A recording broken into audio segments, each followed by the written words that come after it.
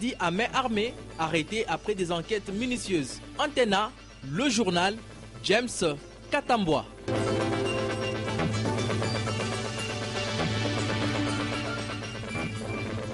Bienvenue à toutes et à tous et merci d'avoir choisi la chaîne de référence pour votre information. Une intervenante dans ce journal, il s'agit de Sylvie Fortuné-Mboula, journaliste à la rédaction d'Antenna. Elle nous revient fraîchement de Goma où elle a été couvrir les concerts sur la journée internationale de la paix, concerts organisés par la Fondation Peace One Day et la MONUSCO. Et ces concerts avaient comme artiste principal l'américain Akon. Avec Sylvie Fortuné-Mboula, nous allons revenir longuement sur ces grands événements qui a eu lieu le dimanche dernier. Bonsoir Sylvie. Bonsoir James. Ça va, les voyages s'est bien passé? Très bien, merci. Je reviens à toi tout à l'heure, vers merci, la fin. James. Ouvrons ce journal par la 69e Assemblée générale de l'ONU ce mardi. Le secrétaire général des Nations Unies, Ban Ki-moon, a donné le coup d'envoi du Forum international devant plusieurs chefs d'État et des gouvernements et plus de 200 dirigeants des multinationales du monde des finances. Joseph Kabila, président de la RDC, est au nombre de chefs d'État présents à cette assemblée, la 69e des Nations Unies. Patricia Amouli pour le commentaire. Le président de la République démocratique du Congo, Joseph Kabila, a foulé le sol américain par New York pour prendre part au sommet de la 69e session ordinaire de l'Assemblée générale des Nations unies sur le climat autour du thème « La lutte contre le changement climatique ». Joseph Kabila va prendre la parole du haut de la tribune des Nations unies jeudi 25 septembre pour évoquer les efforts de la RDC dans la lutte contre le réchauffement climatique. Joseph Kabila va aussi assister à la 4e réunion de haut niveau du mécanisme régional de suivi de l'accord cadre pour la paix, la sécurité et la coopération pour la RDC et la région de Grand Lac. Mardi 23 septembre, le secrétaire général de l'ONU, Ban Ki-moon, a donné le coup d'envoi du Forum international devant 120 chefs d'État et de gouvernement, plus de 350 dirigeants de multinationales, du monde des finances, mais aussi des leaders religieux et de nombreuses ONG sont attendus pour accélérer l'action. Les débats généraux de la 69e session de l'Assemblée générale s'ouvrent mercredi 24 septembre 2014, toujours à New York, aux États-Unis. Ici de noter que l'Assemblée générale a donné son feu vert pour la création, depuis le 16 septembre 2014, d'une mission pour l'action d'urgence contre Ebola et la prise des mesures voulues à travers une résolution historique pour mettre rapidement en exécution le projet de la mission des Nations Unies pour la lutte contre Ebola, UN-MER, Ebola, qui est considéré comme une menace à la paix et à la sécurité internationale. La 69e Assemblée générale a aussi retenu les thèmes suivants comme priorité de l'organisation: maintien de la paix, de la sécurité internationale, développement de l'Afrique, objectif du millénaire pour le développement. Les États doivent respecter leurs engagements d'ici à 2015 et les questions de droit des peuples à la paix. En santé, la fièvre Ebola continue de défrayer la chronique. La Guinée équatoriale est donc venue au chevet de l'OMS. En effet, le pays du président Obiang Nguema a donné à cette organisation des Nations Unies 2 millions de dollars américains à titre de subvention pour lutter contre cette épidémie. Une information confirmée lors de la 2e édition du prix international UNESCO Guinée équatoriale, tenu le 15 septembre 2014 à Malabo. Confirmation dans ce reportage de Solange Kouale Pembele. La 2e édition du prix UNESCO Guinée équatoriale a vécu.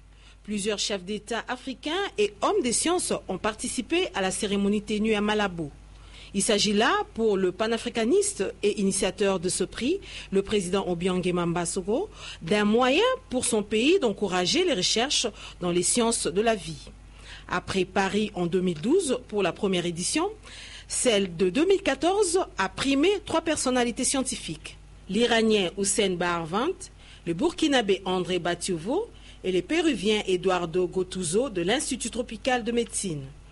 À chacun de ces récipiendaires, le président Obiang Nguema a remis une enveloppe de 2 millions d'euros. Un acte panafricain loué par tous les chefs d'État africains présents à cette cérémonie, en l'occurrence Boni Yayi du Bénin, Sassou Nguesso du Congo-Brazzaville, Uhuru Kenyatta du Kenya, ainsi que Pinto da Costa de Sao Tomé et Principe. Joignant ses propos au président de l'Union africaine, la directrice générale de l'UNESCO, Irina Bokova, a salué les efforts de la Guinée équatoriale. Permettez-moi de remercier les autorités du pays, à vous, Monsieur le Président, et de la ville de Malabo, pour votre accueil et l'organisation de ce prix, qui est un acte fort pour encourager la recherche et affirmer le rôle de la science, et en particulier des sciences de la vie, dans le développement des sociétés, la lutte contre la pauvreté et le plein épanouissement de la dignité humaine. Aussi, je voudrais saluer la Guinée équatoriale, d'encourager la recherche dans les sciences de la vie et de souligner l'unité profonde des différentes disciplines qui s'y rattachent, de la médecine à la biologie, de la botanique à l'agronomie. Les chefs d'État présents à Malabo n'ont pas passé sous silence la question liée à la fièvre Ebola. Lors de la table ronde organisée à cet effet, chacun d'eux a évoqué les efforts de son pays dans la lutte contre cette maladie pour laquelle on compte déjà près de 2400 morts. Pour ne pas rester dans le simple discours, le président Obiang Mambasoko a déclaré que son pays venait d'octroyer une subvention de 2 millions de dollars américains à l'OMS pour lutter contre cette pandémie. Revenons au pays pour parler politique. UDPS, UNC et leurs alliés en tant que groupe parlementaire ont pris la décision de retirer carrément leurs délégués de la CENI, la Commission électorale nationale indépendante. Une question reste cependant posée. Est-ce que le rapporteur Kalamba et Gustave Omba, membres de la plénière de cette institution d'appui à la démocratie, sont-ils prêts à quitter la CENI? Éric Izami a interrogé la loi organique créant la CENI et les textes légaux à ce sujet. Suivez. Furieux par rapport à ce qu'il qualifie de l'imposition du calendrier de la session de septembre à l'Assemblée nationale, deux groupes parlementaires UDPS, UNC et leurs alliés ont décidé. Et demandent à leurs représentants d'arrêter toute affaire cessante, toute participation directe ou indirecte aux activités de cette institution. Mais l'article 22 de la loi organique, voté également par ses élus, portant organisation en fonctionnement de la CENI, stipule que dans l'accomplissement de leur mission, les membres de la CENI ne sollicitent ni ne reçoivent d'instructions d'aucune autorité extérieure. Ils jouissent de la totale indépendance par rapport aux forces politiques qui les ont désignées. Outre cette disposition de la loi, eux-mêmes, membres de la CENI, ont élaboré et signé un code de bonne conduite qui, en son article 13, mentionne que les 13 membres, une fois désignés, cessent de représenter leur parti ou regroupement politique ou autre groupe d'intérêt. À ce titre, ils s'engagent à exercer leurs fonctions de façon neutre et indépendante. Ils s'engagent dans toute communication avec les parties prenantes à ne pas influencer la liberté de l'électeur de former son vote. Ils cessent tout contact actif avec leurs partis politiques et regroupements politiques et groupes d'intérêt d'origine et s'abstiennent de tout propos, attitude, comportement et autres susceptibles d'être interprétés comme un signe d'appartenance politique. Ils accomplissent leur travail sans être sous l'influence de forces extérieures. Et puis la composante société civile de la RDC dans sa diversité a effectué ce mardi 23 septembre une visite au Front populaire contre la révision constitutionnelle. L'objectif était de se partager les idées sur les questions brûlantes actuelles, notamment l'organisation des prochaines élections. La rencontre a eu lieu au quartier Beaumarchais dans la commune de Barumbu. Sylvain Kapombo Singele, Africa Mujinga pour le reportage. C'est dans le but de mener son plaidoyer auprès des plateformes, aussi bien de la majorité présidentielle que celle de l'opposition politique, que la société civile, dans sa diversité, a rencontré les Fronts populaires contre la révision constitutionnelle. Nous devons écouter tout le monde parce que nous devons avoir des informations à la source.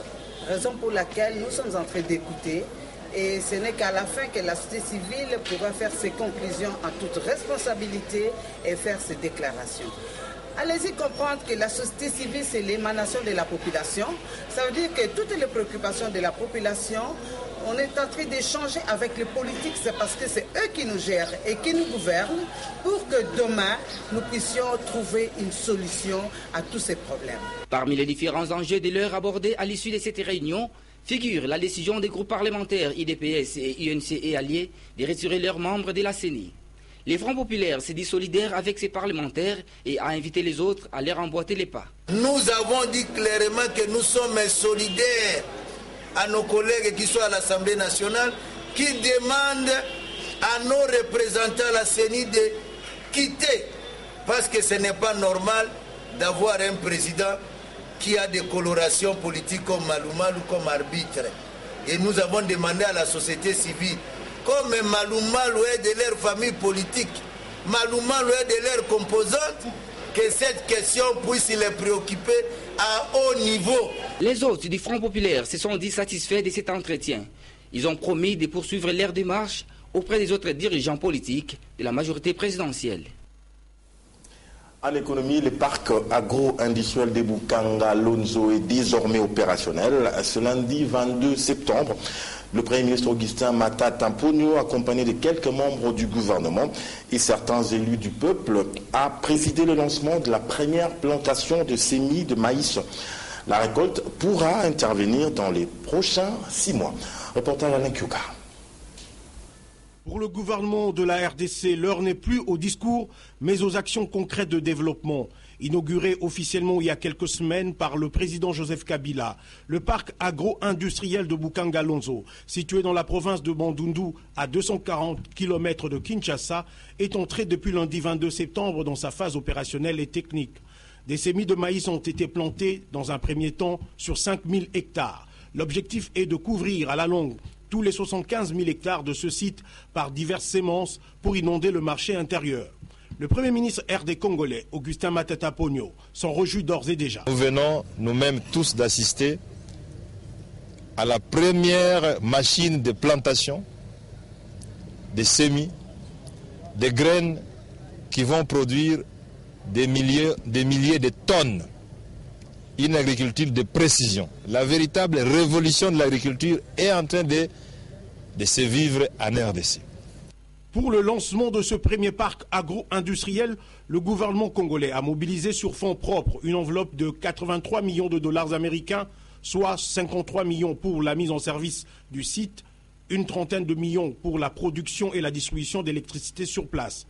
L'initiative des autorités congolaises a eu un écho favorable auprès d'autres bailleurs de fonds comme la Banque mondiale, prête à financer d'autres parcs du genre en RDC. Au niveau du gouvernement, nous avons fait un grand travail à marge de la mission du chef de l'État aux États-Unis lors du sommet Afrique-États-Unis, de négociations de haut lieu avec la Banque mondiale.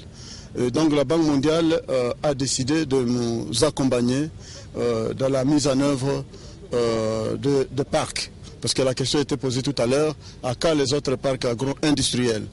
Et en moins de 2 mois, il y a 50 millions de dollars qui ont été mobilisés pour le prochain parc agro-industriel qui sera basé dans la plaine de la Ruzizi au sud Kivu. Pour assurer la durabilité, l'efficacité et la transparence de ce plan agro-industriel, le gouvernement de la RDC a créé la société de parcs agro-industriels Sopagri, chargée de gérer les sites identifiés et les parcs mis en production. La gestion quotidienne de ce premier parc agro-industriel a été confiée à Africom, un consortium sud-africain. Les inégalités courantes en RDC, leur provenance et leur impact sur la construction de la nation-État, telles sont les matières sur lesquelles a porté une étude appuyée par les PNUD et validée ce 23 septembre au Faden House à Gombe au cours d'un atelier. Polydonga Ziami Moussangilaya. Après avoir travaillé d'arrache-pied sur la dynamique cumulative des inégalités politiques, économiques et sociales et l'édification de la nation-État, les experts, essentiellement professeurs, chercheurs, ont consacré la journée de ce 23 septembre à la validation finale de l'étude réalisée. Une étude dont les termes de référence étaient entre autres l'analyse des crises et conflits en RDC et leurs menaces sur la conscience collective et l'unité nationale, ainsi que la proposition des pistes de solutions. Nous essayons de voir un peu quelles sont les inégalités qui sont courantes dans notre pays, d'où proviennent-elles, comment agissent-elles sur le domaine politique, le domaine économique, le domaine social, et comment est-ce qu'elles agissent aussi pour rendre presque inopérant le processus de construction de la nation congolaise. Quel lien entre les inégalités et la construction de la nation-État? Par exemple, vous créez des inégalités dans le domaine du logement. Eh bien, vous rendez certaines personnes malheureuses, vous ne contribuez pas à la construction de la nation. Devant les inégalités qui envahissent et étouffent les différents secteurs de la vie en RDC, l'État est appelé à jouer le rôle de réparateur. Il n'y a pas d'autre solution. C'est l'État doit être en mesure de prendre en charge tout ce qu'il y a comme richesse au Congo, de disponibiliser à travers notre budget, l'augmenter pour financer le développement. La solution est claire si l'on tient à la progression sur la voie du développement. Réduire, sinon annuler, l'importance des inégalités politiques, économiques et sociales afin de minimiser leur impact sur le processus du développement. Dans un tout autre registre, l'inspection provinciale de la police ville de Kinshasa a organisé ce mardi 23 septembre une parade militaire au terrain municipal des Bandalungwa. Parade au cours de laquelle elle a présenté 6 bandes de présumés criminels opérant dans la ville de Kinshasa. Gédéon Lukumwena et Domomata. Le point commun de ces bandes est qu'elles opèrent toutes à main armée, mais chacune a son domaine de prédilection. Vol de motos et véhicules, vol et destruction de coffres-forts, extorsion et braquage de banques. En présence du gouverneur de la ville de Kinshasa, du commissaire provincial de la police et des serviteurs de Dieu, la police criminelle a présenté ces 6 groupes de malfrats composés des hommes et femmes, civils et militaires de FARDC et de la police. Ils sont auteurs de plusieurs forfaits et non pas le moindre dans la ville de Kinshasa, parmi lesquels on peut citer le meurtre du commandant du centre d'entraînement de Kotakoli, le général Bikweto, à la fin de l'année 2012 au quartier Jamaïque à Kitambo. L'assassin en question a avoué être un de ses anciens élèves, réalité qu'il a découverte après avoir vu le pièce d'identité de l'infortuné. On peut également noter le meurtre du cambiste à Kitambo, magasin, le vol au couvent des sœurs Abadiandingui. Le gouverneur de la ville s'est dit heureux que ces gens soient aux arrêts et demande à la population d'éveiller et surtout de dénoncer toute personne suspecte dans le quartier. Pour gratifier la bravoure de policiers, il leur a remis la somme de 10 000 $ et l'un d'eux a particulièrement reçu quelques présents pour avoir déjoué l'attaque de cette bande dans la station Kobi au croisement des avenues Enseignement et Kassavubu. Quant aux présumés assassins, la balle est à présent dans le cas des institutions judiciaires pour dire le droit. Ouf de soulagement pour les habitants de Kamituga dans les territoires de Mwenga, dans la province du Sud Kivu. Ils viennent de recevoir 2 transformateurs de 500 kVA. La précision émane du ministre provincial des Mines et Énergie, Adalbert Mouri Moubalama. Cette cité était dépourvue en énergie électrique il y a plus de 2 mois. La remise officielle a eu lieu ce mardi.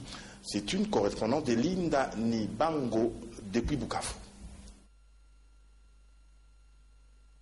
Ces transformateurs viennent pallier à la carence du courant électrique observée à Kamituga, cité située à 180 km de la ville de Bukavu. Après que le premier transformateur ne soit tombé en panne sans être réparé, ces transformateurs vont alimenter le petit séminaire de Mungombe et le centre de santé de Kamituga.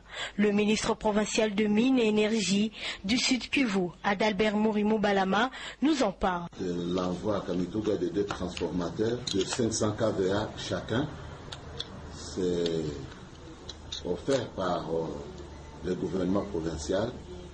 Il y a 2 mois que cette population est dans l'obscurité suite à l'état vétuste de ces installations qui datent depuis 1937, ça veut dire laissé par la société minière de l'époque, suite à son matériel très défectueux. Il y a eu 2 transformateurs qui ont été foudroyés au niveau de l'hôpital d'abord, qui a besoin de l'énergie électrique, au niveau du grand séminaire Mungombe, au niveau du centre lui-même, le centre d'agglomération de Kamituga. Nous venons de les déposer dans le véhicule et tout de suite nous allons les acheminer jusqu'à Kamituga aujourd'hui même. Note de satisfaction pour la société civile noyau de Kamituga. Son président, Benoît Loumati, exprime sa joie. Ah oui. Je me disais, madame, que la population de Kamituga remercie énormément le gouvernement provincial pour avoir songé à ce transformateur. Oui, je parlais justement du ministre Kalenga Riziki, qui nous a vraiment aidés. À part le ministre Kalenga, il y a aussi les députés Élie Edouard de Munga. Ah oui, d'abord, nous avons organisé une ville morte, nous avons observé ça. Le 8 août, je crois, madame. Oui, nous avons constitué une délégation qui est allée voir le ministre qui a en sa charge l'énergie. Nous avons contacté même le ministre Kalenga Riziki. Alors, le ministre... Signalons qu'une forte délégation a été déployée par le gouvernement provincial afin de remettre ces matériels à la population de Kamituga. De Bukavu, Vision Chala, Linda Nibango pour Antenne A. En début de journal, je vais vous parler de ces concerts qui a eu lieu le dimanche dernier à Goma à l'occasion de la journée mondiale de la paix. Concert qui a été animé par l'artiste musicien américain Akon et concert organisé par la fondation Peace One Day et la MONUSCO. Notre correspondant à Bukavu, Mitima de la Chance, revient sur l'ambiance qui a régné à cette occasion.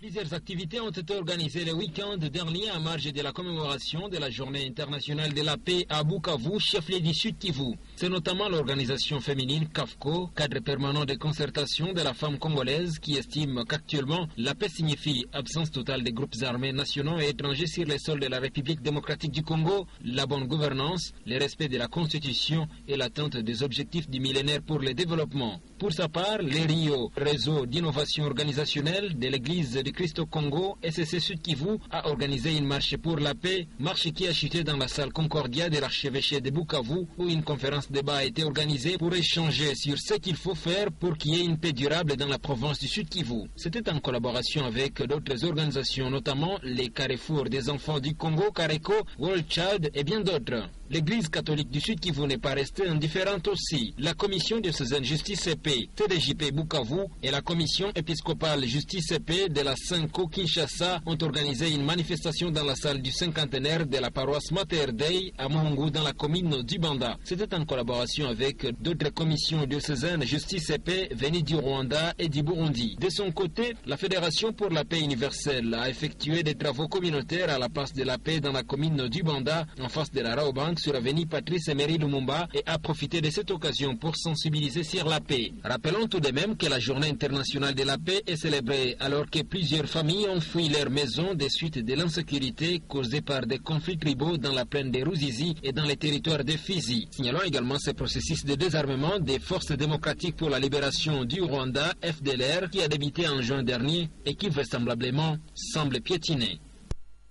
Là, de la chance, Mitima est revenu sur les autres activités qui ont eu lieu à Bukavu, plutôt autour de cette journée mondiale de la paix. Avec Sylvie Fortuné-Mboula, sur ce plateau, nous allons parler de ces concerts-là qui a eu lieu à Goma le dimanche dernier. Sylvie nous revient de Goma. Bonsoir Sylvie.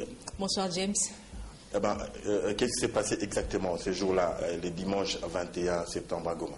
Tout à fait. Il faut commencer d'abord par dire que le 21 septembre, c'est la journée mondiale de la paix. Donc cette journée est célébrée dans le monde entier, aussi en République démocratique du Congo.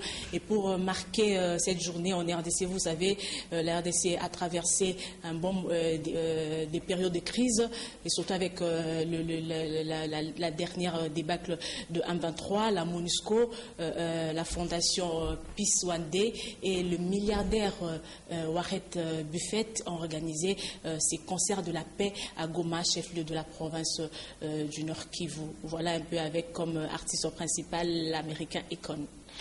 Alors, Goma a été choisi uniquement pour ce fait-là que la ville a traversé plusieurs zones de turbulence, ou il y a une autre raison particulière qui a milité pour le choix de Goma?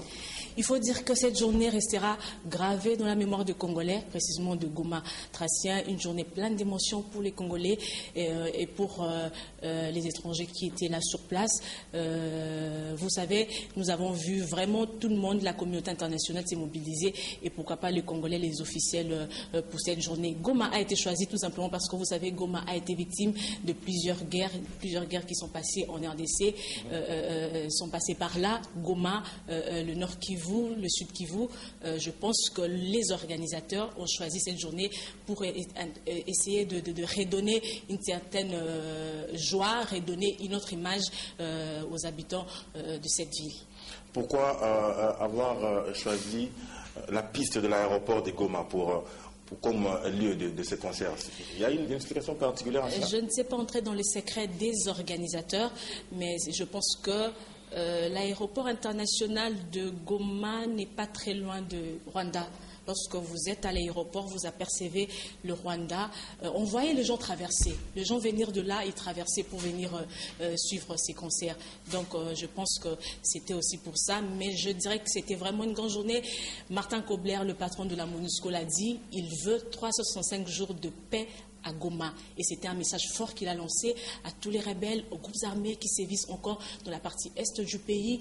Il veut la consolidation de la paix et surtout la restauration de l'autorité de l'État dans l'ensemble du pays, pourquoi pas dans la partie est de la RDC. Et c'était le même message aussi du gouverneur Julien Paluku qui a baptisé la ville de Goma la capitale de la paix en République démocratique du Congo. Une dernière question, on va passer à la revue de presse. Aux côtés de l'artiste et musicien américain Akon, il y avait aussi un Congolais, Lexus Dende. Lexus Légal. Et c'était un franc succès, le concert dans son sens? Tout à fait, un concert réussi à 100%. Les publics a répondu, les gens étaient mobilisés, la MONUSCO, je dirais que les agences des Nations Unies, tout était représenté là sur place, les officiels RD congolais étaient là, donc c'était vraiment une réussite et pour les organisateurs et pour le public qui avait répondu massivement à cette